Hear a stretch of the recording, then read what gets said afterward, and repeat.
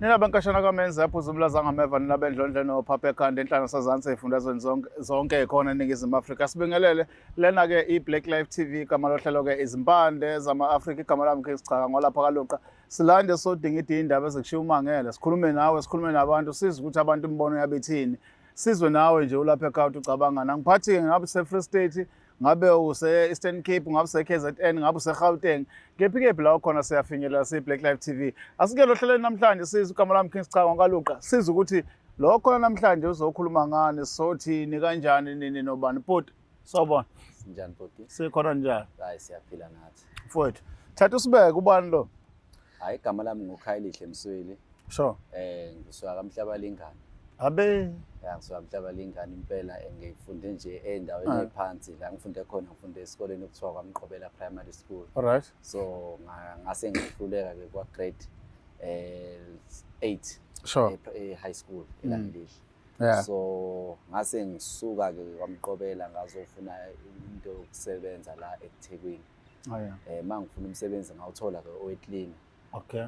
Ngasebenza kodwa endaweni la ngisebenza khona noma athi ngagculisekile kakhulu ngoba phela amandla bengakabi nawo amaningi ukuthi mhlawumbe ngiwakhe ekhaya lo mali bengiyithola encane bengiyithola ukuthi mhlawumbe ngiyifide mina but ingakhoni kwakhe ekhaya kodwa kwahamba isikhathi ke ngoba kwakugenjula isikhathi esiningi yabo mangithola ithuba nami mhlawumbe ngelunch ngiyagembula yabo kodwa ekugwembleni kwami ngiyashayeka lapha nalapha ngiyithola into engiyifuna kahle kahle so kwase ukuphoqa ukuthi hayi sasigeza njengabantu yamazi umZulu uyageza eklini yabo ukuthi mhlawumbe kube nenhlanhla hayi ngigeza kodwa noma ngibamba athi ngabamba le ndlela engifuna ngayo ekugembuleni khona lo so kwasho ukuthi ke ngelinye ilanga ngahlanga ngamunye ubhuti ke lo bhuti engihlanga naye ngibona nje umuntu ogrand uright uhamba imoto yakhe ngase ngimbuza ukuthi awuphila kanjani hayi wangitshela ukuthi hayi uphila ngokugembula hawu kanjani ngoba uyagembula but indlela okugembula ngayo yabo ukuthi uyaphila impela yabo wase ngichaza ukuthi hayi kunomuntu angangisiza kanje ukuthi ngibe nenhlanhla yabo ngithole nami into kanjalo ngase ngimfuna lo muntu wangixhumanisa naye futhi lo muntu mayengixhumanisa naye ngamchazela isitori sami ukuthi umuntu kanjani ngifuna ini ngiyabo yabo lo muntu wase nginika into engathi imbiza nje ukuthi hayi ngayiphuza wanginika nezinto engageza ngazo eziningi yabo maye usuke uyogembula mangiyogembula yabo so kwahamba isikhathi ke wayenzeka vele ukuthi ngifunayo wayenzeka ngagembula ngibamba njoba ngibona nje ngiwakhile ngisenginomuzi wami nami yabo kwaqhubeka isikhathi eside nje ngibamba but manje la engisengixaka khona mangilo ngiyiphuza lento manje ngathi siyangixaka ke manje ngoba vele lo kade ngikufuna kuyenzeka but manje sengiqala ukuthi into yami yangaphambili manje siloku imila yehli pipi la manje liyama nje alehli manje ngiyayibuza ukuthi awu kanjani manje ukuthi lento leni ngalo nje ubuyibona nje nayo imile nje manje ayehli nje manje ngiyaxala ndoda le kwasukuma izinto sihlelisa amadoda sonke kwenzakala injalo nje injalo impela ayehli manje ngiyabuza kule ndoda ukuthi awu ndoda enzakalani manje ngase ngibuka lento lena wena ubuthe ngiyiphuze lento izongenza ukuthi ngibe nenhlanhla but manje ngase lokhu ngathi imile manje hayi wangichazela ukuthi hayi iyakwenzeka lokho kwesikhashana nje ukuthi ime ngoba kusuke kungena umunye umuntu ngaphakathi kwami mase ngifuna ukwenza leyo nto le but mase ngiqeda ukugembula mhlawumbe sengiyithole leyo nto le uyaphuma lo muntu yabo hlangana lapho ukuvuka konke nokugembula ilento engiqakayo phela ngoba manje iyangiqanga ngempela leyo nto ukuthi why yima ngoba phela mina bengifunela for ukugembula manje mase yima manje ukuthi imiswa yini manje ngoba ngathi yenzeka njalo mangiqeda ukuphuza lento engathi imbiza le njalo manje yabo sengibalekela nawo abafazi bami bekunomfazi ade nginaye uyangibalekela ngithola umunye intombazana futhi naye uyangibaleka manje mangihleli walahla iside nje yiyo lo ndaba le kumele ngimfune embhedeni hayi ukuthi mhlawumbe mase ngimtholile ukuthi mase ngiqeda ukulala naye uyayehla hayi lokho imile nje udo yabo nami igcina isibhlungu into yami ukuthi hayibo phela into mayiloko imile igcina isibhlungu nokuthi awu lento yangawo yabo ngithole yabo nje sengiphela ngempela ukuthi mhlawumbe igcina senyothenga kodwa ngoba mangithola umuntu wesifazane nje ukuthi iqonda nami hayi bagcina sebabale phela ngoba akekho umuntu ongamela lo mpilo lokuthi uyaphenduka yiyo leyo mpahla sebagcina bangifihlele noma sebeyogeza umuntu uyangifihlela ukuthi uyogeza manje ngoba manje uyazi ukuthi mase yogeza ngomfuna la eduzana abe so but ake sithi slow down kancane sibuyele emuva ngixolisa ngoba usuhambe kakhulu kodwa ngifuna ukuthola umnyombo ukuthi before decide ukuthi uyathwala kwakwade kuyini exactly ekuphushayo ngithatha ungibeke emfundweni yakho nifunda nikhule ekhaya ukuthi ekhambe nibangaki mhlawumbe benikhula kanjani, isiphi isimo esenze wabona ukuthi wena kufanele uyothwala ukuze ube right? Ayi ekhaya mfethu imina nodadewethu omncane. Nomntwana nje omncane umfana sakhula. So waphoqa ngoba umuntu esinawo umzali uma wethu oyi-1 ubaba sowashona. So sasidonsa kanzima ngoba nakhona nje ekufundeni sasifunda mina ngangumuntu ozamayo ngizame lamatoho ebalungile ngama-weekend but ngibona ukuthi impilo inzima yabo.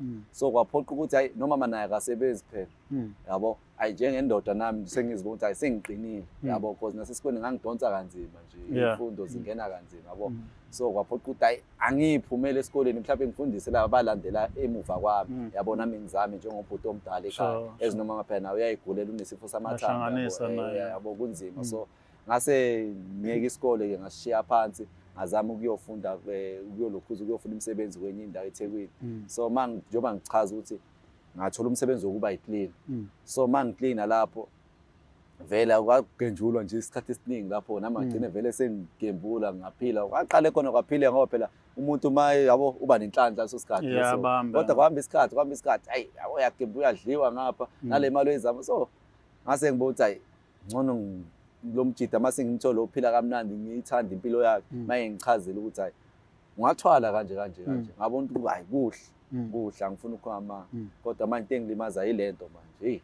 Manje ngitshela mfethu ngoba usuke emakhaya uyasho isimo ubani ukuthatha ekhaya wakubeka eThekwini ufike ngobani ubani ube ulayini wakho ukuthi ufike? Kunomngani wami ngangimazi vele sasifunda naye eThekwini.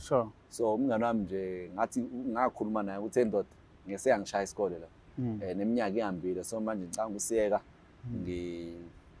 ngisebenze ngifuna umsebenzi ngenhlanhla kumngani wami wase ngiqhumanisa nomuntu oyimanager vele wayizwana naye. So njoba lo msebenzi nje ngawuthola ngatholiswa uyena umngani wami ngisafika nje wanginika indawo yokulala ngahlala kuyena inyanga ezo2 then ngithe sengibona ukuthi ayinami nginsizwa kumele ngiphantele ngase ngiphuma ke ngifuna yami indawo. So uma ngifuna ukulandela step by step ngoba nina manifika la sizoxoxa nani kugcina kubantu abasibuka la kungazi ukuthi sisangemithi noma sikhuluma into esuke siyicabanga ekhanda kanti esuke ifike nani thina sizolalela nje sizithini thini. So mawufika lapha na kulomuntu ofuna ukuphakamisa uyamtshela ukuthi ufuna ukugembula. So ukunikeza lento bese kunikeza into yokuphuza. Uthi lento maye uyiphuza ikulekelela ngani ekugembuleni mayichaza?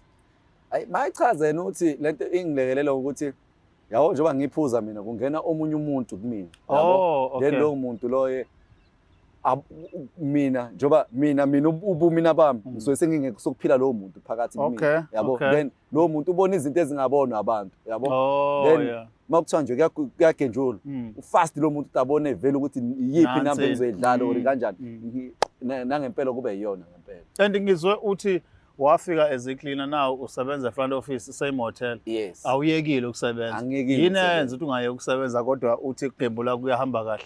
No ungayiki kwami ukusebenza ngoba kuyazameka khona yabo nemali engiyitholayo ngiyabalansisa yabo kumele ubheke into eyodwa njengomjida yabo kodwa nje khona ngoba phela noma ngihlile abantu bazobheka ukuthi awu le ndoda manje yahlala iphila kanjani kodwa iphila impilo e-right yabo kodwa manje kumele uzame ukuyifihla phela nawe leyo nto uzame ukuthi awu le ndoda iyazama iyahlanganisa lapha kodwa nje hayi kuyaphileka impela ekugembuleni kodwa manje hayi inkinga lo mphambili omanje hayi uyangihlukumeza. So usebenza e-front office obviously uma usebenza e-front office kusehotela la ubona zonke iphalaphala edlulayo ama-client wenza kanjani akhona nje impela akwaziyo uhambaza?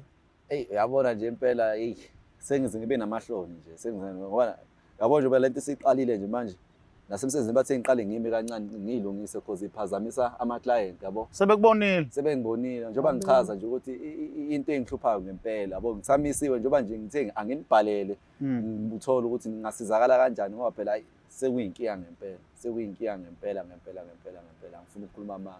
Okay, aside mfethu indaba ukuthi unenkinga ke manje kanje but wena ngokwakho mawubheka lento yakhe yothwala for ukugembula isakusebenzela? Iyangisebenzela ngifuna ukukhuluma because ngiwakhile nje uforum wami ngithengile ukhona ngiwakhile nje nasendlini kuyaphileka nje kahle nasekhaya ngiyakhona impela ngibafakela imali badle yabona nabo since ngiqalile nje hayi bayancoma impela ukuthi hayi kuyasebenzeka yabo kuyasebenzeka ngempela but inkinga nje ngikhaliswa yilento Shuthi wena lokho wafika la ufike umuntu ongenakhaya urenta yes usebenza as a cleaner yes waqala lento okugembula wayibona ukuthi ayihambi kahle ufuna ukuthi cha sawusebenza yeah so wabona kushintsha kuba ngcono yeah. mhlawumbe awusihlambise ethi mhlawumbe ezimalini osuke ugembula kuzona around okuyithole ngenyanga noma ngesonto zibanga kana yabona nje zokuthi iqiniso butami ngisaqala ngabo ngisaqala nje ngakangeni lento yokuthwala ngangiqala ngabo 200 yabo ngembule but ngiyithole le ngiyitholayo hayi ngithe sengithwele angiyayithola impela yabo nje mangithe ngiyagembula sengineshow impela ukuthi ngivele 5000 ngiphume nawo 10000 ngeviki yabo ngithola impela nje kuphileke impela ngaleyo ndlela ngithola kuphileke